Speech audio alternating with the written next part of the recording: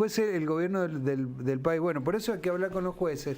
Nosotros lo hacemos permanentemente. El otro día hablamos con el doctor Sarmento, ahora vamos a hablar con uno de los supremos. No le vamos a plantear cosas políticas al doctor Valerio, le vamos a plantear cosas de su palo, pero digo... política judicial. Quería ponerlo, decir el protagonismo que está adquiriendo los jueces, están todo el tiempo en la picota. Bueno, en este momento discute, no el país, yo creo que la opinión pública no tanto, el país discutiendo si el hijo sí, si el hijo no, en la Corte Suprema de la Nación.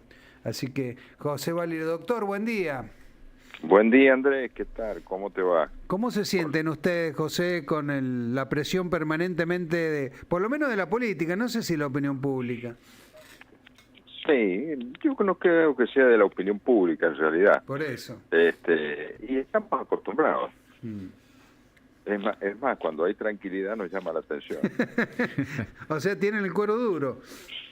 Bueno, para los que ya llevamos, como en el caso mío, 37 años dentro del Poder Judicial, claro. Recuerdo, Andrés, que ya en el 87 ingresé como fiscal, claro. Después fue juez de primera instancia y después fue juez de Cámara 15 años. Claro. Bueno, y ahora el tema judicial está pasando mayormente por la Nación, digo, por la Corte, por los juzgados que están vacantes. Está mayormente en el Senado y en el plano nacional, no provincial. Pero acá, doctor, van pasando cosas. Tiempo atrás recordaba discusiones de la justicia sobre por qué fracasan muchas discusiones, muchas audiencias judiciales, particularmente las penales, y ustedes están dando un nuevo sistema en bloque. Eso me llamaba la atención. Técnicamente, ¿qué significa y de qué manera va a beneficiar el juzgamiento de los casos penales que nos tienen, la verdad, bastante preocupados? Bueno, esto es un rediseño del sistema de agendar y de atender, es decir, de gestionar las audiencias. Cuando empezamos la transformación, allá por el año 2018, el agendamiento era pedido de audiencia, pedido que se fijaba inmediatamente. Lo que ocurre es que ha llegado un momento donde los pedidos son más a los que se puedan no agendar, sino a los que se puedan realizar. ¿Por qué? Porque la problemática es que siempre se trata, para evitar el fracaso de la audiencia, no se fija según el juez, sino que se trata de buscar también los tiempos libres que tiene el fiscal que pide. Le diré a ojo de buen cubero, el 99% de las audiencias las piden los fiscales. Y solamente el 1% lo pide la defensa o algún querellante particular. ¿Esto qué significa? Significaba que nosotros la cantidad de audiencias por día se empezaron a colapsar y empezamos a agendar audiencias a más largo plazo. Agendar a más largo plazo significa que no sabemos si dentro de 3 meses, 6 meses, cuando fijamos una audiencia, el fiscal, el juez o la defensa va a estar de licencia. Es decir, la falta de proximidad hacía que se acrecentaran los fracasos. La pandemia nos permitió solucionar el problema por una razón práctica. Inicialmente no estábamos en condiciones de hacer todo virtual, y bueno, después ya se empezó a generar las condiciones para poder hacerlo, así que trabajamos inicialmente con detenidos. Y después incorporamos las más importantes sin detener. Después de los eventos por las medidas de fuerza que se adoptaron este año, sí, nosotros ya veníamos estudiando y trabajando el año pasado a hacer audiencias en bloque. ¿Qué significa audiencia en bloque? Bueno, ese conjunto de audiencias o esas audiencias que son muy pequeñas, que duran 5 minutos, 10 minutos, de la decisión es inmediata, tratar de agruparlas todas de forma tal de que no se pierda tiempo, es decir, que se optimice el tiempo del juez, del fiscal y del defensor. De esta manera poder funcionar en mejores condiciones. ¿Qué quiere decir una audiencia chiquita? Una audiencia chiquita es una audiencia, por ejemplo, una suspensión de juicio prueba donde las partes ya acordaron hacerla, o un juicio abreviado, y esto significa que se puede hacer en pocos minutos. En más trámite. Exactamente. En cambio, cuando uno agenda individualmente, uno tiene que prever 10 minutos antes, no tiene que estar cubierto el espacio. La audiencia, el que fija la audiencia no conoce el caso, el que conoce el caso es el fiscal o la defensa, si lo ha estudiado y lo ha pedido. Entonces, el que fija la audiencia lo fija en base a una grilla que tiene. Entonces, si tiene una prisión preventiva, tiene una grilla de 45 minutos, pero hay casos que pueden durar 15 minutos y hay casos que pueden durar 2 horas. Eso no lo sabe quién lo fija. Entonces, bueno, esto requiere una reingeniería. El que pide la audiencia también tiene que empezar a trabajar los tiempos que requiere. Entonces, trabajar en bloque significa que podamos hacer en el transcurso de 2 horas, 5, 10, 15 audiencias, donde solucionamos todos los problemas. Se sienta el juez y resuelve una tras de otra. Esto que por ahí solemos ver en algunas películas o series, que está el juez sentado, más allá de que algunas son sátiras sobre lo que ocurre en los tribunales en Estados Unidos, pero es un poco el resolver rápidamente las cosas que son pequeñas. Lo mismo ocurre en el hospital. Usted cuando va a la guardia del hospital no atienden lo mismo a la persona que va con dolor de garganta que la que llega de un accidente de tránsito o viene con un dolor de pecho que pasa un infarto. Es decir, le dedica tiempo, esfuerzo y todo el sistema a quien más lo necesita, el que es urgente, el que es grave. Bueno, eso es lo que se trata de hacer acá, optimizar. Eso es trabajar en bloque. El otro tema que estamos trabajando es franja, que es para los casos con personas con detenidos que hay que resolver las prisiones preventivas, la prisión preventiva, la prórroga, los controles jurisdiccionales que pide la defensa o los casos de flagrancia. Bueno, estos casos estamos tratando de arbitrar un par de horas en la mañana donde haya muchos jueces que puedan resolver estas audiencias. Claro. Se da la particularidad que por ahí hay que cuidar de que un mismo fiscal no tenga 2 audiencias en el mismo tiempo. Bueno, Claro, todo eso requiere ingeniería y acordar, y además que nosotros ya venimos con una agenda, con una inercia de la agenda que está establecida y que hay que empezar que ya la estamos haciendo, pero hay que empezar a reordenar y funcionar. Imagínense que hay audiencias de debate que están fijadas con 6 meses, un año de anticipación. Claro. Doctor, ¿está con manos libres? Lo escuchamos con alguna intermitencia. Estoy con el audífono. Claro, si pudiera sacarlo nos beneficiaría mucho la comunicación porque se ¿Ahí? Ahora se escucha mejor, sí. Ahora se escucha mejor. Doctor Valerio, ¿cómo le va? Buen día. Buen día, Sarita. Sarita, exactamente, con gusto. Usted seguramente no es ajeno a toda la discusión que ha habido días atrás respecto al tema de el otorgamiento de la libertad condicional a los condenados. Y a propósito de ello, justamente ayer José Luis Barderico en el Diario 1 publicó una nota donde da cuenta de que el gobierno, el Poder Ejecutivo y la Jefatura de Fiscales pretenden que los jueces de la Corte determinen que los condenados por delitos gravísimos, como es el caso de los homicidios, no puedan acceder a este beneficio, al de la libertad condicional. Es un tema que ustedes seguramente tendrán que discutir en el Pleno de la Corte. ¿Qué opinión les merece esta situación, doctor? Bueno, el caso que tanta conmoción ha generado, cuando el doctor Sarmiento tomó su decisión, el Ministerio Público no le recurrió. Claro.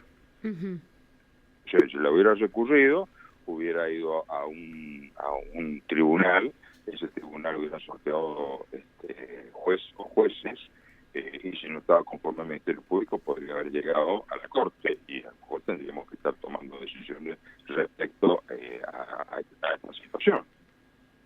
Por eso, doctor, para hacer una discusión seria, porque es muy fácil enganchar a alguien y usarlo de chivo expiatorio y echarle la culpa a una sola persona, pero hay un sistema que está funcionando. El tema es, por lo que dice Sarita, si el sistema está funcionando adecuadamente o hay que hacerle algún retoque. Ese sería el tema de fondo, para ser serio, e insisto, y no hacer la fácil que es echarle la culpa a una sola persona. Mire, yo creo que esto es una sumatoria, es una cosa compleja. Por eso. Por ejemplo, no hace muchos días se sancionó una ley por la cual se establece la vigilancia de las personas en libertad, el oficial de control. ¿No de libertad vigilada, sí. Exactamente. Bueno, esto es algo que veníamos requiriendo hace mucho tiempo. Yo durante todo el año pasado planteé la problemática de lo que era la DPL, que era para cumplir esta función, y el organismo técnico criminológico. Esto la Corte lo sabe porque como miembro de la Corte y encargado del fuero penal colegiado, permanentemente informaba sobre la situación que teníamos. Esto es otra pata de la cuestión. La otra cuestión es decir, hay que tener el personal necesario, no se tiene a veces personal porque no se tiene presupuesto, no se tienen los recursos, a veces no tenían vehículos para poder trasladarse para hacer los informes, se demoraban los informes. Bueno, todo eso también va complejizando la necesidad de tomar decisiones. A eso no se le quita de que hay posturas que se compartan o no se compartan, la tienen los jueces, que es parte de lo que es una sociedad plural. Es decir, en una sociedad donde existe pluralidad hay jueces que piensan distinto. Nos tendríamos que preocupar si todos los casos pensaran igual, quiere decir que son todos militantes. Claro, por eso, doctor, sí me preocuparía. Lo que yo pensaba, por ejemplo, el garantismo, el abolicionismo, como se le quieran llamar, es parte de una de las doctrinas en boga en la justicia. No son gente delincuente que digamos que quieren el mal de la sociedad. Son jueces o líneas doctrinarias que piensan que ahí, digamos, tienen alternativa, como es en la iglesia, qué sé yo, la opción por los pobres, los lefebristas, los conservadores, etcétera. Son líneas internas de la justicia que deberán dirimir ustedes, supongo. Es que el tema es las posiciones respecto a distintas posturas. Todavía hay posturas respecto al aborto, por eso. Otras posturas. Y bueno, pero es parte de una sociedad pluralista. Exacto. Es decir, lo malo sería que quisiéramos que todos piensen igual, porque entonces quiere decir que estaríamos en una sociedad autoritaria. Por el contrario, es cierto que en este funcionamiento de instituciones, el Poder Judicial está organizado de forma tal que jueces de primera instancia, jueces que revisan, y la Corte, que es la instancia última que tenemos en la provincia. Bueno, por ejemplo, en el caso de la tentativa, en el caso de la prisión perpetua, también lo son de la Corte. Cuando se utilizaron los mecanismos que corresponden para tomar decisiones, la Corte tomó decisiones. Fíjese cómo después de que la Corte tomó la decisión respecto a la prisión perpetua no hubo más discusión en la provincia. Que eso no quiere decir que los jueces han pasado a pensar como la Corte. Aún los jueces que piensan distinto de lo que decidió la Corte por unanimidad, con distintos criterios, fíjese que aún con unanimidad respecto a la constitucionalidad tenemos distintos criterios sobre esa constitucionalidad. Sin embargo, los jueces, aún los que no están de acuerdo, dejan a salvo sus criterios, si lo quieren dejar a salvo, y resuelven de acuerdo a lo que ha resuelto el tribunal, la Suprema Corte, en un caso pleno o plenario. En este caso fue un plenario. Ahora, doctor, que ese es el sistema, así funciona el sistema. Exacto, y se entiende lo de los criterios diferentes de los jueces respecto de estos temas, pero ¿cómo se explica, por ejemplo, que en el juzgado penal 11, en el juzgado penal colegiado, perdón, hay 11 jueces, y una nota que publicamos ayer también en Diario 1 daba cuenta de que hay 11 jueces y la gran mayoría, prácticamente la mitad, le caían al juez Sarmiento y no al resto, porque el resto las esquiva de alguna manera. ¿Cómo puede ser que eso ocurra en el sistema? ¿Qué posibilidades tienen de esquivarlas? Porque son causas que a lo mejor les dan más trabajo, porque no las entienden del todo, y al final terminan la mitad de las causas cayendo en un solo juez, que ideológicamente sabemos dónde está parado. ¿Eso cómo se puede organizar? Esto me parece que hay dos prejuicios importantes. El primer prejuicio es pensar de que existe, como decía el título, si mal no recuerdo, decía el tongo. Sí, el tongo. Exacto, una columna de Ricardo Me Montecuto. parece hasta ofensivo. Pero más allá de lo ofensivo del título, hay una distribución de trabajo, pero la distribución de trabajo dentro de la OGAP está de acuerdo a todo el trabajo que se tiene, no la cantidad de causas que a usted le guste, a mí me guste, a otro le guste. Lo malo sería que todos miráramos y estuviéramos con el dedo viendo a ver qué se hace. A ver, en el hospital, usted cuando va al hospital, ¿por qué el médico neurocirujano no atiende en la guardia?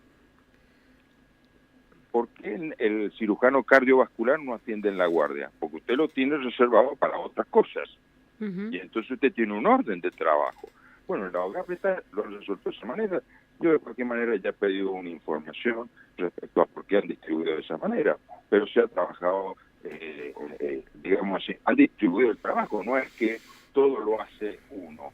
Este tipo de audiencias las hace, de acuerdo a la información que sale en el diario, ha hecho casi la mitad, creo, el Sí, doctor exactamente. Sarmiento, quien ya Puntualmente, de había 604 causas, 295 recayeron en uno solo. Y en el Exactamente, resto, pero hay otros que han hecho otras causas que a Está- veces son más complejas que esta, como las prisiones preventivas. Claro, doctor, pero Es decir, haciendo un poquito lo de que historia. tienen obligación en la OGAP es distribuir en forma equitativa el trabajo. Claro.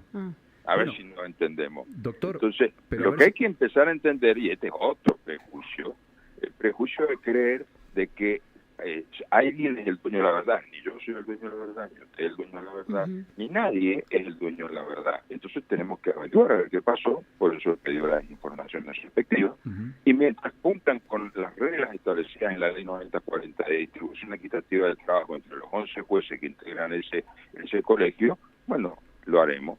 Y el otro está referido a la posición ideológica. Fíjese que hay posiciones, por ejemplo, hay casos donde los mismos medios, el mismo medio que usted me estaba mencionando, ha dicho que no ha ordenado una prisión preventiva en un caso grave, y sin embargo, fíjese, está hablando del mismo juez. Es decir, yo creo que lo que hay es un sesgo respecto a la posición. El juez tiene su criterio como yo tengo el mío. Cualquiera que siga la línea de las sentencias que yo he dictado, tengo una particularidad de cómo entiendo la ley, cómo debe de ser aplicada, cómo es el código procedimiento y cómo debo aplicarlo. A lo mejor le resulta más compatible con su pensamiento lo que yo pienso o no. Claro. Pero eso no quiere decir de que esté bien o mal lo que usted piensa o lo que yo hago. Sí, hay que Sino ser más que amplio. es parte sí. del sistema. Sí, no hay que Si, ser- si el Ministerio Público no está de acuerdo con una decisión mía, ¿qué es lo que hace? O la defensa no está de acuerdo. Lo recurre. Para Por- eso tiene la herramienta. ¿Sabe por qué en penal o en la justicia en general no existe la palabra final? Porque siempre existe el recurso. Siempre existe un recurso de apelación, un recurso de casación. Incluso después de dictar una sentencia firme existe el recurso de revisión, porque la verdad no la tiene nadie. Sí, eso es lo que más me parece lo más sabio de lo que hemos charlado. Nadie, todos en estos puntos se creen dueños de la verdad. Ahora, paso una parte práctica, me interesa, porque lo hemos hablado incluso mucho con el doctor Adaro, la trae la doctora Jackie.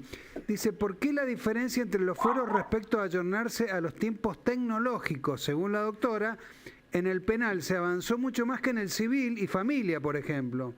¿Es correcto lo que está planteando? Bueno, con respecto a familia, no solamente en el aspecto tecnológico, nosotros hemos avanzado en el aspecto tecnológico, hemos tratado de incorporar, tanto así, fíjate, Andrés, que la semana pasada recién nos han mandado las computadoras para el estrado de los jueces, es decir, los jueces ahora pueden, aparte la estamos instalando recién, pueden tomar decisiones como está previsto en el mismo código en la sala, porque no tenían cómo ver los legajos, el LED. Entonces, a veces tenían que hacer o suspender la audiencia o las hacían virtuales porque era más cómodo, porque podían tener los antecedentes. Bueno, Claro. eso lo estamos solucionando ahora. La tecnología a veces requiere recursos. Pero también está otra cuestión más que importante, la cantidad, que yo insisto permanentemente, ¿qué cantidad de funcionarios hay por cada decisor? A mayor cantidad de funcionarios, mayor cantidad de delegación, esto es obvio, Claro. esto lo sabemos todos. Es decir, mientras que en el fuero penal, un juez penal tiene que ir a la audiencia, escucha a él y después tiene que redactar su sentencia, cuando son sentencias, o dictarla a capela, si la quiere dictar a capela en la audiencia, o su decisión, salvo en los casos que expresamente le dice que debe hacerlo en forma oral.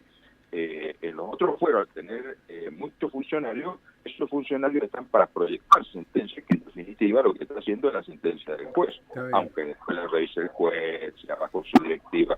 Es decir, nosotros hemos tratado en materia penal que la justicia sea realmente como un rostro humano, es decir, que sea personalizada la función del juez, que el juez sea el que tiene el caso, no solamente que esté en una audiencia y escuche y después se vaya y el prosecretario se acte de acuerdo a la videoregistración, sino que sea él el que haga la sentencia. Doctor, le agradecemos siempre que podamos charlar a libro abierto todos los temas e ilustrarnos. Hay que hablar estos temas con desapasionamiento y no sentirse dueño de la verdad. Me voy con una cosa muy simpática, me la recuerdo de José Luis Verderico, que él va a los tribunales. El doctor Valerio, cuando era fiscal, actuó contra Charly García. Hizo la denuncia contra Charly García, no me acuerdo por qué despelote, una causa contra Charly García, y después le tocó el juicio, ¿no, doctor, de Charly? Me tocó en 2 oportunidades, Charly. En el año 87, hacía 3 meses que era fiscal. ¿Y qué se mandó Charly? Que vino, hizo un raid que terminó suspendido el espectáculo y había pasado por 3, 4 hoteles porque había descolgado cortinas, rotos, televisores y todo lo demás. Ahí actué como fiscal imputándolo. Nunca lo pudimos elevar a juicio, porque por supuesto nunca lo pudimos someter, nunca lo pudimos indagar, y entonces al no indagarlo no pudimos elevarlo. Claro. Y después me tocó el otro caso famoso ya en la Cámara, ese famoso caso donde él se arroja a la pileta en el Hotel Aconcagua. Exactamente. En 2 oportunidades me tocó. Qué bárbaro, lo recordó José Luis Verderico. Doctor, gracias por la charla. Gracias, doctor. Al contrario, ha sido un gusto y me parece muy bien que pregunten y que, bueno, nosotros estemos dispuestos a responder todo lo que sea posible para clarificar la situación. De eso se trata. Es muy valioso para nosotros. Es lo que intentamos nosotros, charlar con ustedes a libro abierto. Doctor, que pase buen día. Buen día a la audiencia. Gracias. José Valerio, uno de los jueces integrantes de la Suprema Corte de Justicia de Mendoza. En 2 minutos, noticias en Informe Niwil. 8:33 en la República Argentina, 10 grados 4 es la temperatura, el cielo está ligeramente nublado, la humedad es 51%. Siguen las internas en La Libertad Avanza. La diputada Juliana Santillán cruzó al senador Bartolomé Abdala tras la polémica por sus 20 asesores. Calificó de aberrante el accionar del senador de San Luis. Me parece aberrante.